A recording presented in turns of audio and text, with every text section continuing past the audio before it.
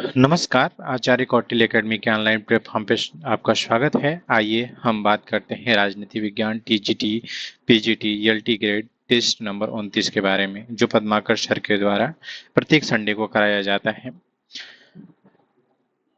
पहला प्रश्न है, निम्न में से किसे भारत का वयोवृद्ध महापुरुष कहा जाता है?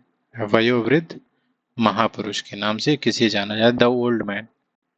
द ओल्ड मैन के नाम से जाना जाता है। तो यह दादा भाई नौरोजी के किसे जाना जाता है? दादा भाई नौरोजी को। अगला प्रश्न है, कांग्रेस की तरफ से किस गोलमेज सम्मेलन में महात्मा गांधी ने भाग लिया था? तो द्वितीय गोलमेज सम्मेलन में महात्मा गांधी भाग लेते हैं 1931 में। अगला प्रश्न है, लोक अदालत किसके प्रयासों से अस्तित्व में आया? तो यह न्यायमूर्ति पीएन भगवती के प्रयासों से आया। अगला प्रश्न है, नियंत्रित जनतंत्र किस देश से संबंधित है? तो यह पाकिस्तान से।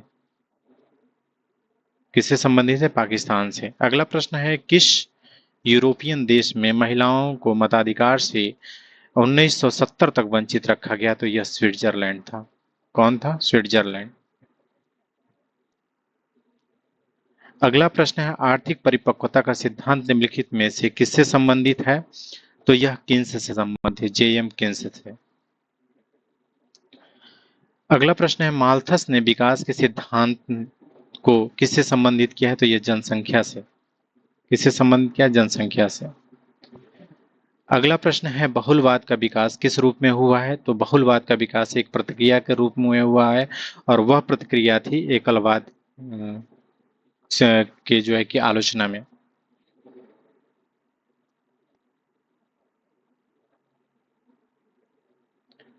अगला प्रश्न है, कानून समस्त वासनाओं से मुक्त विवेक है, किसने कहा है? तो यह अरस्तु कहते हैं। अगला प्रश्न है, न्याय सामाजिक भी है और व्यक्तिगत भी है, यह कथन किसका है? तो यह प्लेटो का है।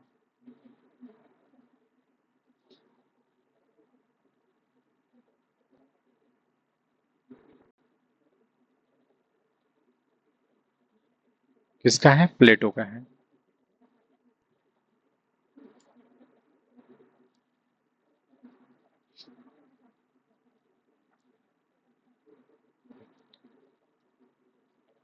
प्लेटो का है। अगला प्रश्न है, वह कौन सी विचारधारा है जो वर्तमान में राज्य और समाज के बीच अंतर नहीं स्थापित करती है? तो अंतर नहीं स्थापित करने की बात करें तो आदर्शवाद और नाजीवाद दोनों विचारधाराएं राज्य और समाज में अंतर स्पष्ट नहीं करती हैं। तो यह दोनों होगा।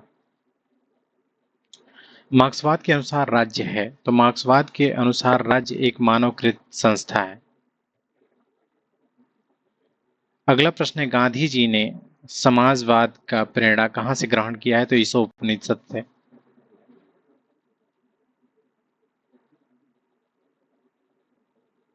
ईसोपनिषद से। अगला प्रश्न है, ग्रीन की सामान्य इच्छा का आशय है राज्य के लिए इच्छा, न कि राज्य की इच्छा।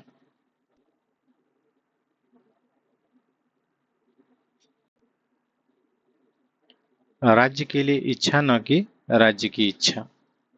अगला प्रश्न है, फांसीवाद के विरोध में शामिल नहीं है, तो राष्ट्रवाद कभी भी मतलब फांसीवाद राष्ट्रवाद का कभी विरोध नहीं करता है। अनुपातिक प्रतिनिधित्व प्रणाली में सम्मिलित है क्या? तो सूची प्रणाली और एकल संगमणीय प्रणाली दोनों शामिल हैं। तो इसका आंसर होगा उपयुक्त दोनों, सी। पृथक निर्वाचन प्रणाली में होता है। पृथक निर्वाचन प्रणाली में उम्मीदवार और मतदाता विशेष संप्रदाय के होते हैं, उसी को हम पृथक निर्वाचन प्रणाली कहते हैं।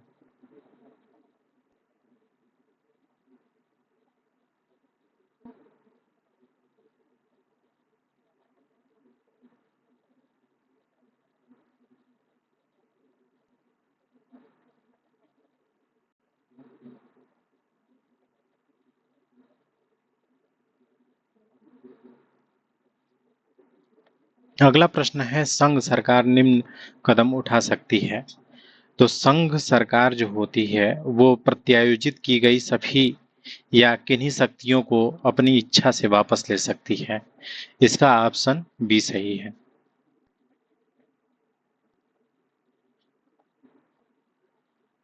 अगला प्रश्न है, लोकतंत्र निर्धनतम, अनभिज्ञतम और अयोग्यतम लोगों की सरकार है, यह कौन कहता है? तो यह लेकी कहते हैं। कौन कहते हैं? लेकी। अगला प्रश्न है, पीत पत्रकारिता से आशय है। तो पीत पत्रकारिता से आशय सस्ती सनसनीखेज समाचारों को प्रकाशित करना, प्रेस द्वारा तथ्यों को अपनी इच्छानुसार प्रस्तुत करना, घटना की विकृत तस्वीर जनता को पहुंचाना, उपयुक्त सभी। तो ये सभी पीत पत्रकारिता के अंतर्गत आते हैं। लोक सेवा को डेस्क सरकार कहा जाता है। कह किसने कहा है? तो यह फाइनर ने कहा है। किसने कहा है? फाइनर ने। अगला प्रश्न है, लाख की प्राकृतिक अवस्था में प्रमुख अधिकार कौन सा था? तो यह संपत्ति का था। अगला प्रश्न है, सत्रावसान करना राष्ट्रपति की किस शक्ति से संबंधित है? तो सत्रावसान करना राष्ट्रपति की विधायी शक्ति से संबंधित है। कौन मूल कर्तव्य नहीं है? देश की रक्षा करना, भारत की प्रभुता, एकता, अखंडता की रक्षा करना और उसे अक्षुण्ण रखना, सार्वजनिक संपत्ति को सुरक्षित रखना, शिक्षा ग्रहण करना। शिक्षा ग्रहण करना ये मौलिक कर्तव्य नहीं है, मौलिक अधिकार है। इसे 21 क में 6 से 14 वर्ष के बच्चों को निःशुल्क शिक्षा की बात की गई है।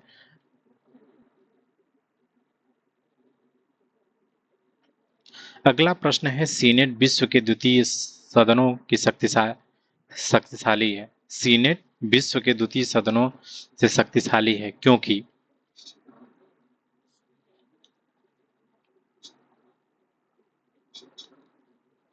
सीनेट की स्वीकृति के बिना वित्त विधेयक कानून का रूप ग्रहण नहीं कर सकता। सीनेट प्रतिनिधि सभा से अधिक शक्तिशाली है क्योंकि राष्ट्रपति पर नियंत्रण सीनेट रखती है। सीनेट के सदस्यों का कार्यकाल प्रतिनिधि सभा से अधिक है।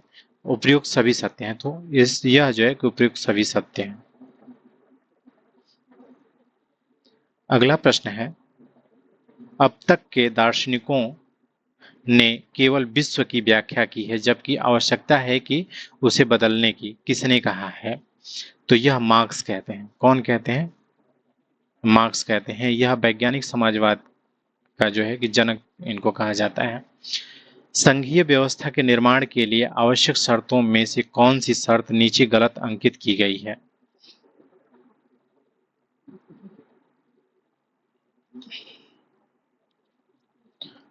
आर्थिक साधनों की असमानता या गलत किया गया है।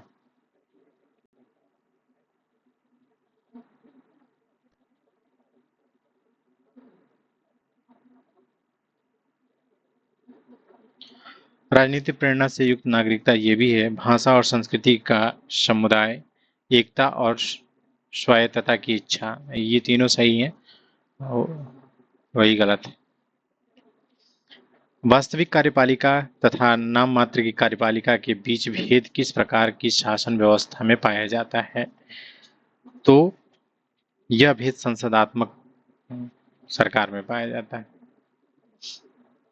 मोहम्मद अली जिन्ना ने द्विराष्ट्र सिद्धांत को निम्नलिखित वर्ष में प्रतिपादित किया। तो द्विराष्ट्र जो था वो लाहौर अधिवेशन 1940 में। लाहौर अधिवेशन 1940 में।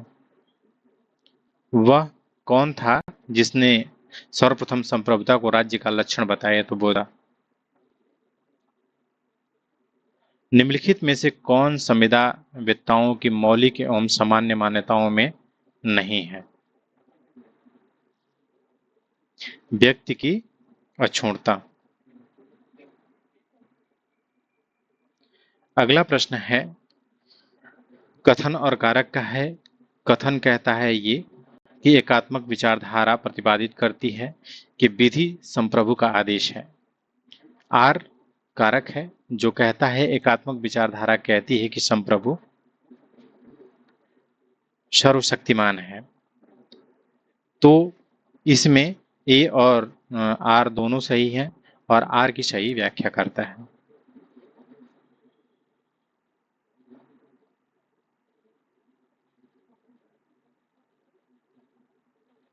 ऑप्शन इसका डी सही है। हाब्स के अनुसार व्यक्ति संप्रभु के ऊपर है, व्यक्ति संप्रभु के ऊपर है। अगला प्रश्न है, भारत सचिव पद का निर्माण किया गया था, कब किया गया था? तो 1858 में। इस अधिनियम द्वारा भारतीय इतिहास का एक युग समाप्त हुआ, दूसरा युग आरंभ हुआ। किस अधिनियम के बारे में यह वक्तव्य कहा गया है? तो 1858 में भारत परिषद अधिनियम शुरू होता है और यहीं से माना जाता है कि नए युग की शुरुआत होती है। भारत में विभागीय प्रणाली का आरंभ किया गया। तो भारत में विभागीय प्रणाली का जो आरंभ किया जाता है 1861 के एक्ट से किया जाता है।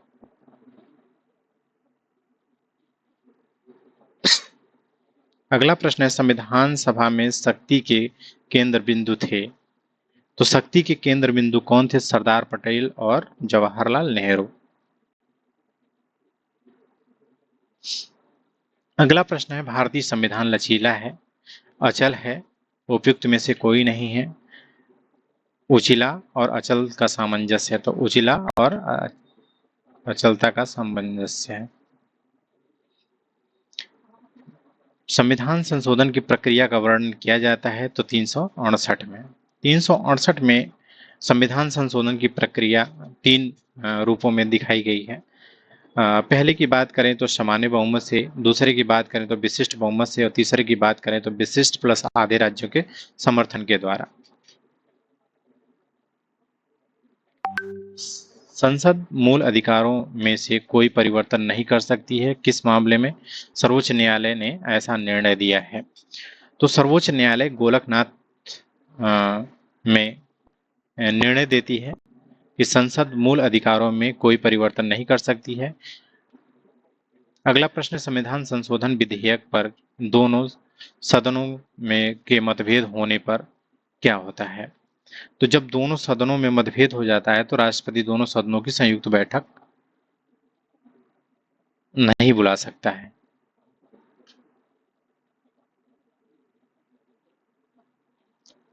अगला प्रश्न है, भारतीय संविधान में संशोधन हेतु राज्य विधानमंडलों के पास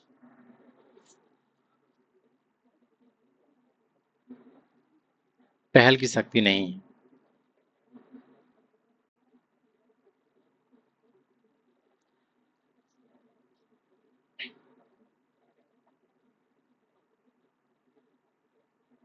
अगला प्रश्न है, निम्नलिखित में से कौन सा युग्म सही सुमेलित नहीं है? तो निम्नलिखित में से संजीव रेड्डी बीडी जत्ती,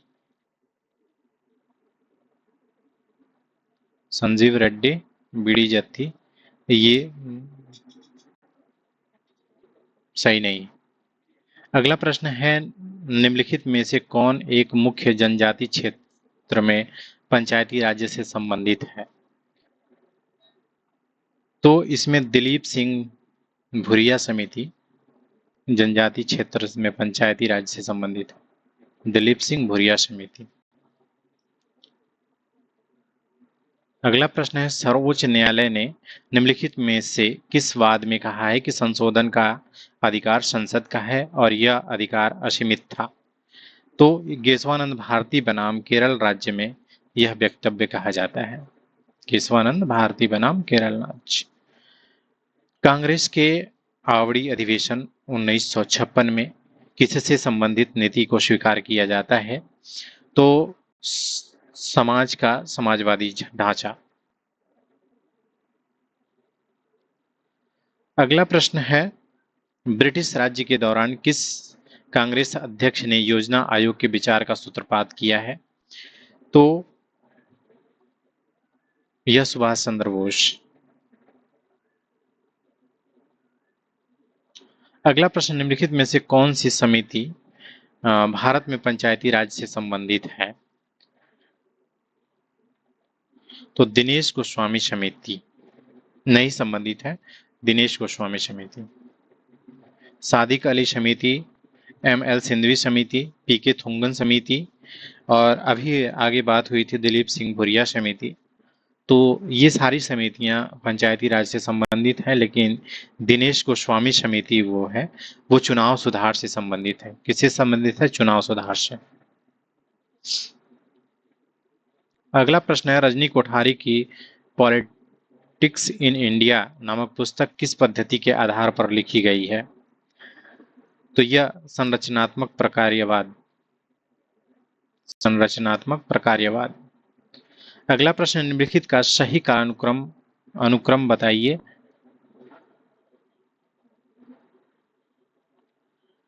तो 42वां संविधान संशोधन 1976 में होता है।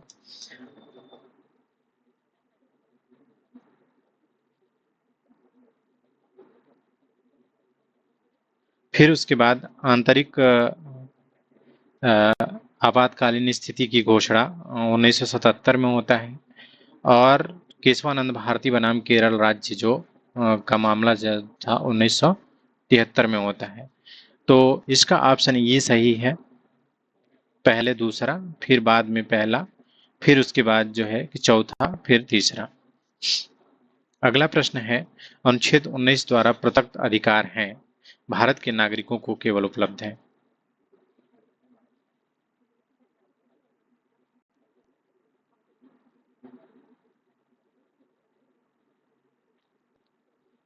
इक्यावन प्रश्न में कहा गया है, कांग्रेस के किस अधिवेशन में मूल अधिकारों की मांग को दोहराया गया था? तो 1931 में कराची अधिवेशन में जो 1928 में नेहरू कमेटी बनी थी, उसमें पहली बार जो है कि मौलिक अधिकारों की चर्चा की गई थी। तो यह कराची अधिवेशन में। अगला प्रश्न है, अनुच्छेद 19 द्वारा प्रदत्त अधिकार है तो केवल भारतीयों को, भारत के जो नागरिक हैं उन्हीं को केवल उपलब्ध है। भारतीय संविधान का वह भाग फेबियन समाजवाद की ही स्थापना करता है, यह कथन किस भाग से संबंधित है? तो यह नीति निषेधक तत्व।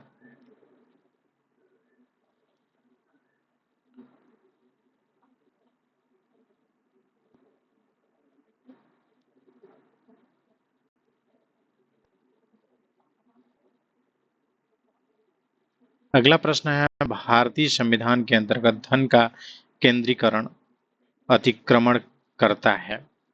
तो नीति निषेधक तत्व का।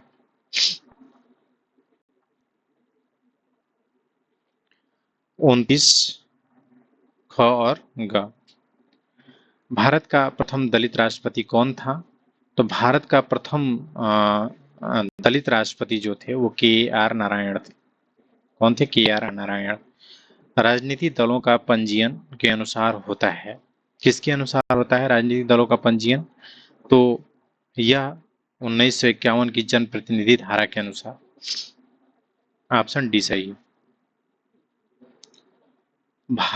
भारतीय संविधान के किस संशोधन में सरकार ने मंत्रियों की संख्या कम करने का उल्लेख किया गया है? तो यह 91वें संविधान संशोधन। किस प्रधानमंत्री के कार्यकाल में नगरपालिका विधेयक प्रथम बार पेश किया गया था? तो यह नरसिम्हा राव। अगला प्रश्न है,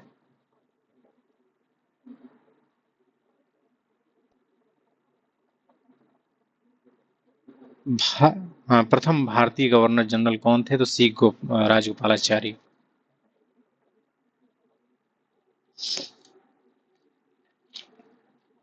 अगला प्रश्न है, भारत की संसदीय व्यवस्था कौन से सिद्धांत पर आधारित नहीं है? तो शक्तियों के पृथक्करण पे। अगला प्रश्न कथन और कारक है। कथन कहता है कि कानून के शासन का भारतीय संविधान की कई धाराओं में वर्णन किया गया है। वहीं कारक कहता है कि कानून का शासन संविधान के मूल ढांचे का हिस्सा नहीं है। तो कथन ये सही है और आर गलत है।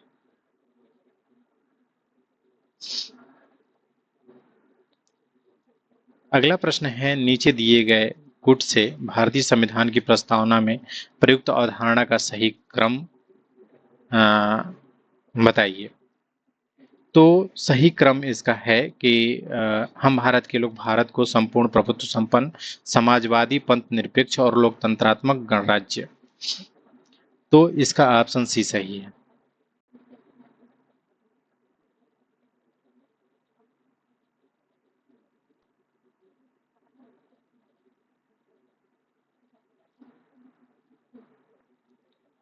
सॉरी,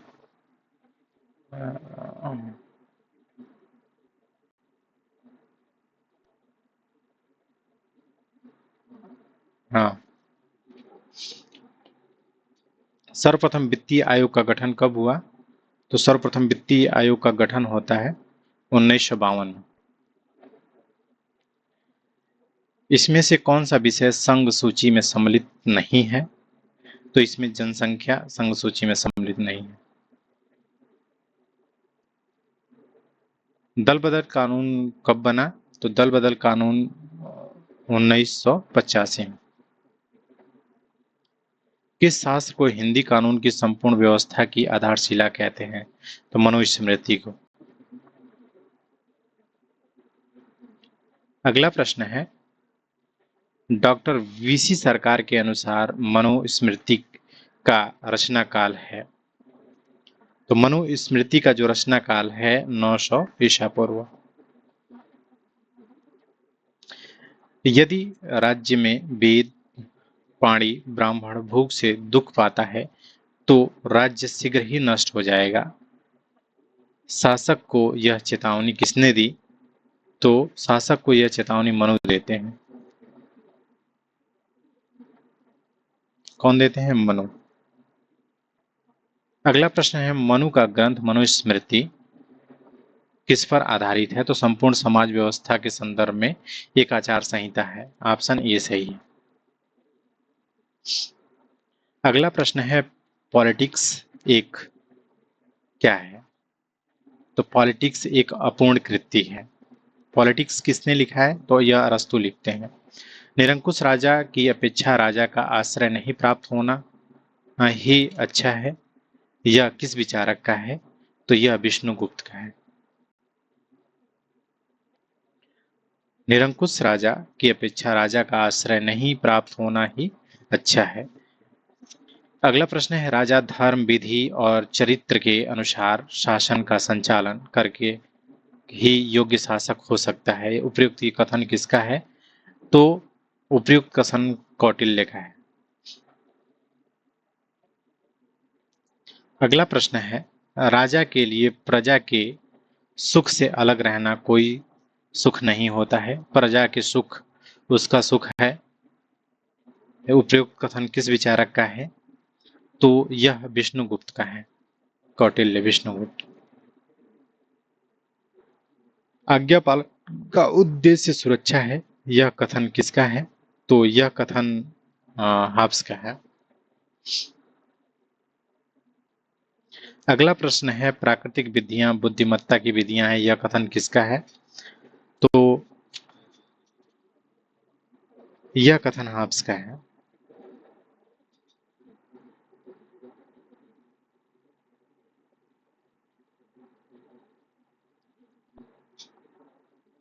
हाब्स का है। अगला प्रश्न है, सरकार राज्य का जीवित औजार है, यह रूसो कहते हैं। अगला प्रश्न है, राज्य का कार्य मानव विकास के मार्ग में आने वाली बाधाओं को बाधित करना है, यह ग्रीन कहते हैं। अगला प्रश्न है, राज्य का कर्तव्य उन दशाओं को जन्म देना है जिसमें नैतिकता का विकास संभव हो सके, यह कथन किसका है? तो यह कथन ग्रीन का है। अगला प्रश्न है, मार्क्स ने अतिरिक्त मूल्य के सिद्धांत की विवेचना किस पुस्तक में की है? तो दास कैपिटल में। अगला प्रश्न है, मैंने हेगल के दर्शन को सिर के बल खड़ा पाया और उसे पैरों के बल खड़ा कर दिया, यह कथन है मार्क्स का।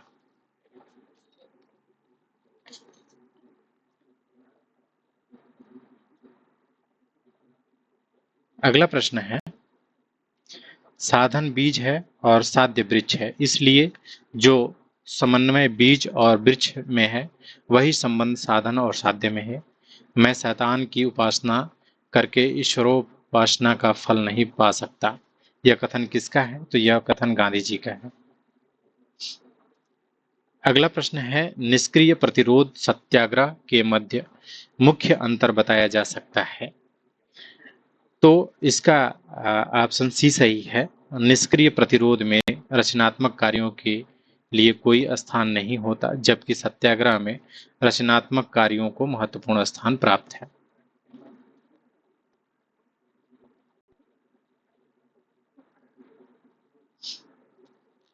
अगला प्रश्न है, तिलक द्वारा गोखले की किस नीति की आलोचना की गई है? तो तिलक गोखले की संवैधानिक सुधारों में विश्वास की नीति, राजनीतिक भिक्षावृत्ति की नीति और ब्रिटिश न्यायप्रियता में विश्वास की नीति का यह मतलब आलोचना करते हैं। तो इसका ऑप्शन डी सही होगा, उपयुक्त सभी। सम्मेलन बिना दुल्हे की बारात था, यह किस सम्मेलन के बारे में कहा गया है? तो यह प्रथम गोलमेज सम्मेलन के बारे में कहा गया है, 1930। अगला प्रश्न है, भारतीय संविधान विश्व का सर्वाधिक व्यापक साधन है, यह किसका कथन है? तो यह कथन है आइवर जेनिक्स का। अगला प्रश्न है, स्वायत्त शासन प्रजातांत्रिक शासन की आधारशिला है, यह कथन किसका है? तो यह ब्राइस का है। अगला कथन है, स्वशासन का प्रथम पाठ लोग स्थानीय राजनीति में प्रांगण में ही सफलतापूर्वक सीखते हैं। तो यह मुनरो कहते हैं। कौन कहते हैं? मुनरो।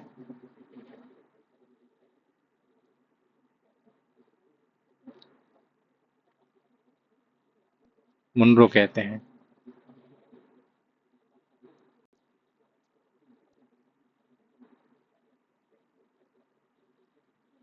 लोकतंत्र का सर्वश्रेष्ठ प्रशिक्षण स्थल कहा जाता है, किसको कहा जाता है? तो स्थानीय स्वशासन को। अगला प्रश्न है कि यदि राज्यसभा किसी भी संविधान संशोधन के विधेयक पर लोकसभा में असहमत हो तो कौन सा विकल्प सही है? संशोधन विधेयक पारित नहीं माना जाएगा। अगला प्रश्न है, निम्नलिखित में से कौन सा एक वक्तव्य सही नहीं है? भारत का राष्ट्रपति संसद के किसी भी सदन को स्थगित कर सकता है।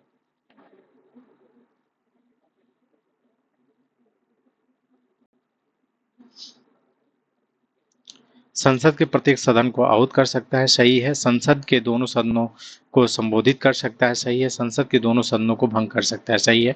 लेकिन संसद के दोनों सदनों को स्थगित नहीं कर सकता है, क्योंकि राज्यसभा जो होती है अस्थायी सदन है। अगला प्रश्न है, भारत में संसदीय ढांचे की शासन पद्धति को अपनाया गया। तो भारत में संसदीय ढांचे की शासन पद्धति को अपनाया गया, तथापि संसद की शक्तियों को मर्यादित बताया गया है। 51 का बी।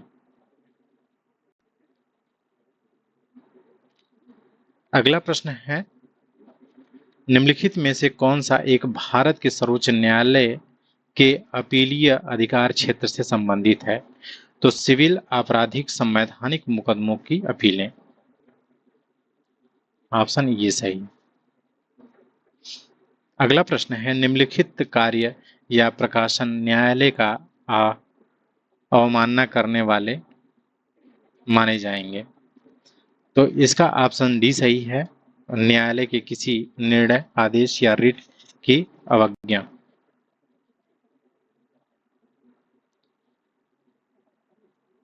अगला प्रश्न है, निम्नलिखित में से कौन सा एक भारत के राष्ट्रपति का संवैधानिक विशेषाधिकार नहीं है?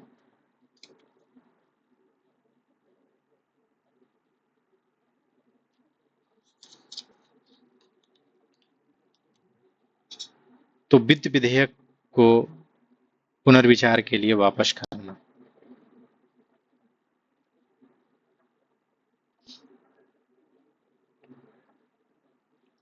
अगला प्रश्न है, भारत के संविधान में केंद्र और राज्य के बीच किया गया शक्तियों का विभाजन किसमें उल्लेखित योजना पर आधारित है? तो भारत सरकार अधिनियम 1935।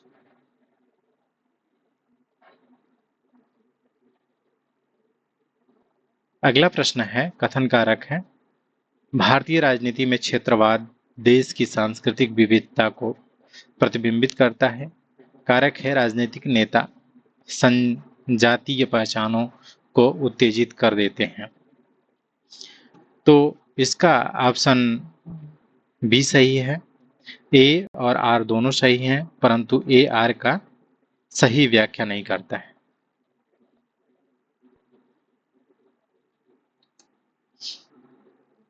अगला प्रश्न है, प्रत्येक ग्राम एक पूर्ण गणराज्य है, यह विचार किसका है? तो यह विचार महात्मा गांधी का है। अगला प्रश्न है, निम्नलिखित में से मैकियावेली के अनुसार कौन सा कथन सही है? तो साध्य ही साधनों का औचित्य है। अगला प्रश्न है, कथन कारक है, देश का प्रत्येक नगर निगम चुंगी का उद्ग्रहण करता है। कारक है, चुंगी नगर निगम के राजस्व का लाभप्रद स्रोत है। ए और आर दोनों सही हैं और ए आर का सही स्पष्टीकरण है। ऑप्शन ये सही है।